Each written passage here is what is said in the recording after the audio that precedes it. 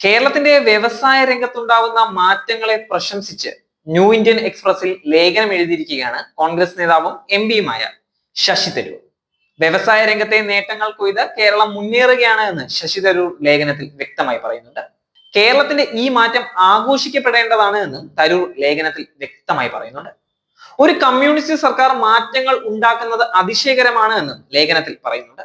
ഒന്നോ രണ്ടോ വർഷം മുമ്പ് സിംഗപ്പൂരിലോ അമേരിക്കയിലോ ഒരു കമ്പനി തുടങ്ങാൻ 3 ദിവസമാണ് വേണ്ടിയിരുന്നത് എങ്കിൽ ഇന്ത്യയിൽ അത് 114 ദിവസമാണ് എന്ന് പറയുന്നത് കേരളത്തിലാണെങ്കിൽ അത് 236 ദിവസവുമായിരുന്നു.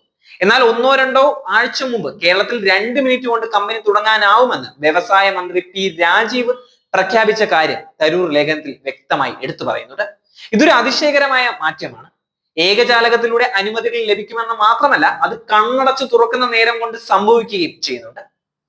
ഈസ് ഓഫ് ഡൂയിങ് ബിസിനസ്സിൽ കേരളം മുന്നിലെത്തിയിട്ടുണ്ട്. AI ഉൾപ്പെടെ വിജ്ഞാന അധിഷ്ഠിത വ്യവസായങ്ങളിൽ കേന്ദ്രീകരിക്കുന്ന പുതിയ വ്യവസായ നയം കേരളം നടപ്പാക്കിയിട്ടുണ്ട്.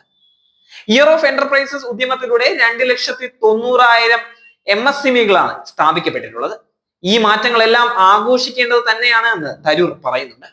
1991 ഇന്ത്യൻ സമ്പദ് വ്യവസ്ഥയ്ക്ക് സംഭവിച്ചതിന് സമാനമായ മാറ്റങ്ങളാണ് കേരളത്തിൽ ഉണ്ടായിക്കൊണ്ടിരിക്കുന്നത് എന്നും ലേഖനത്തിൽ തരൂർ വ്യക്തമായി ചൂണ്ടിക്കാട്ടുന്നുണ്ട്. വ്യവസായ രംഗത്ത് കേരളം മുന്നേറ്റത്തിന്റെ പാതയിലെന്ന് മന്ത്രി പി രാജീവ് വ്യക്തമാക്കിയ കാര്യമാണ്.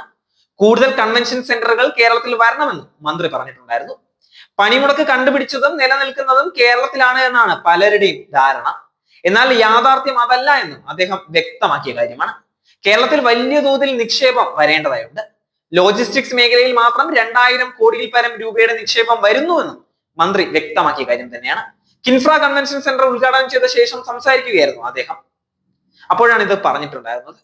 ഇന്റർനാഷണൽ എക്സിബിഷൻ കം കൺവെൻഷൻ സെന്ററിന്റെ ഭാഗമായുള്ള എക്സിബിഷൻ സെന്റർ ഉദ്ഘാടനം ചെയ്ത് 1 വർഷത്തിനുള്ളിൽ കൺവെൻഷൻ സെന്ററിന്റെ നിർമ്മാണവും പൂർത്തിയായിരിക്കുകയാണ് എന്നും മന്ത്രി പങ്കുവച്ച ഫേസ്ബുക്ക് പോസ്റ്റിൽ പറയുന്നുണ്ടായിരുന്നു.